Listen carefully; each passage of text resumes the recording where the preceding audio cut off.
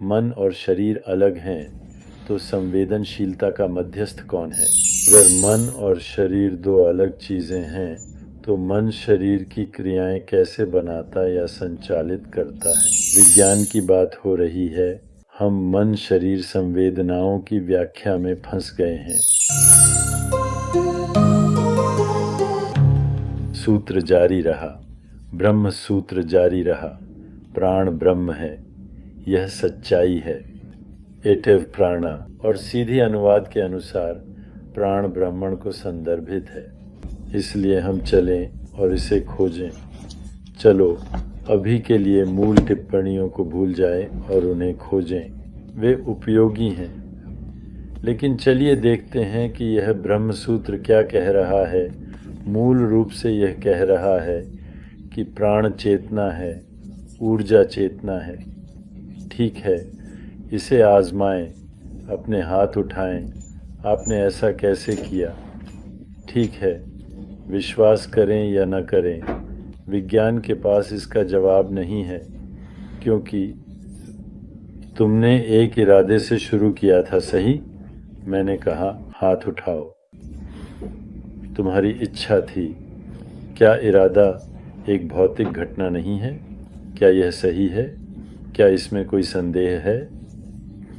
एक विचार है, और यह एक भौतिक इकाई के रूप में स्थान समय में कोई स्थान नहीं है, हालांकि आप इसे मस्तिष्क में न्यूरल संबंधित देख सकते हैं। तो इरादा एक गैर भौतिक विचार है और इसे एक बहुत ही शारीरिक गतिविधि माना जाता है। क्या यह सही है? तो अगर मन और शरीर दो अलग चीज़ें हैं तो मन शरीर की क्रियाएं कैसे बनाता या संचालित करता है? चेतना की हृदय समस्या नहीं, बल्कि ऊष्मा गतिकी के नियमों का उल्लंघन करता है। मन और शरीर अलग हैं तो संवेदनशीलता का मध्यस्थ कौन है? ठीक है, यह चेतना की दिल की समस्याओं में से एक है। मन को अभौतिक और शरीर को भौतिक समझें तो मन शरीर के बीच के संवेदनशीलता को समझा नहीं सकते। ठीक है, अब एक वस्तु पर देखें। मुझे देखो, अपने कंप्यूटर को देखो, किसी भी चीज़ को देखो। और वर्तमान वैज्ञानिक स्पष्टीकरण ये है कि फोटोन आपकी आंखों में आ रहे हैं, आपके मस्तिष्क में विद्युतीय धाराएं भेजते हैं, आपके दिमाग में इलेक्ट्रोकेमिस्ट्री होती है, लेकिन आप नहीं अनुभव करते। आप वह सब अनुभव करते हैं जो आप अभी अनुभव कर रहे हैं। ये शब्द भी आपके दिमाग के लिए विद्युतीय संकेत हैं। तुम शब्दों को सुन रहे हो, तुम खुद के विचारों पर सोचो। आप कंप्यूटर देखो कहीं और।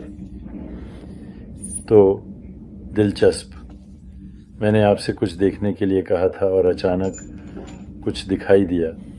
चाहे जो आप अन्य जगह देखते हैं और अभिनय करते हैं, आपने शरीर की ओर देखा और वह दिखा। ठीक है, वर्तमान विज्ञान के अनुसार आपके दिमाग में जा रहे फोटॉन्स। अनुभव कैसे हुआ? ठीक है, फोटॉन्स ने कैसे दिए आपको पदार्थी दुनिया के अनुभव? चेतना की एक कठिन समस्या है। विज्ञान की बात हो रही है, हम मन शरीर संवेदनाओं की व्याख्या में फंस गए हैं। दूसरा विकल्प है कि पूरी चीज़ शारीरिक है। विचार शारीरिक है, मन शारीरिक है, शरीर शारीरिक है, दुनिया शारीरिक है। लेकिन फिर समझाएं, शारीरिक दुनिया कैसे विचारों, भावनाओं, इच्छाओं, कल्पना को बनाती है?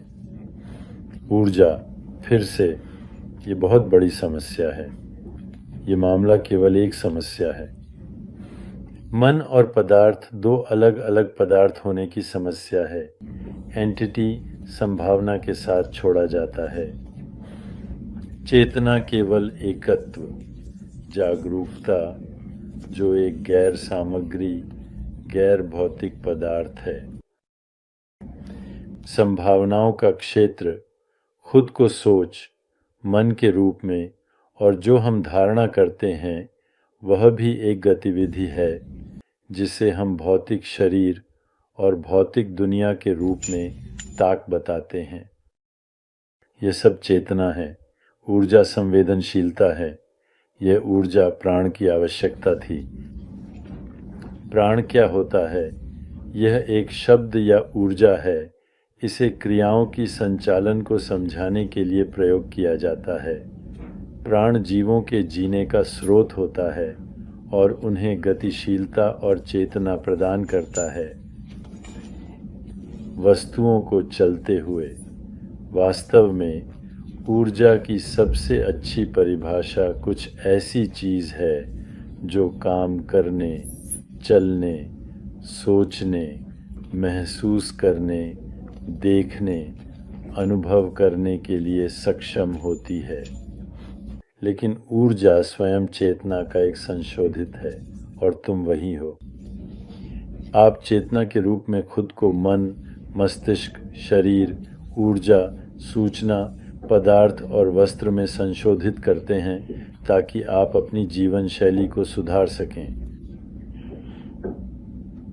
फिर हम इसके आसपास कहानियाँ बनाते हैं, जैसे ब्रह्मांड कैसे बना, काले गहरे, एकविंशति बिंदु, घटना की सीमा, सभी उत्कृष्ट मॉडल। यह हमारी प्रत्याक्षिक और संज्ञानात्मक गतिविधियों को समझाने के लिए है, जो बारी बारी से आत्मा के संशोधित रूप हैं। खुद को खुद आयोजित करना, जैसा कि सब कुछ के बीच में ब्रह्मांड है। तत्वमसि हमारा मस्मी। यह प्राण ब्रह्मांड की एक गतिविधि है जो हमारे जीवन का आधार है।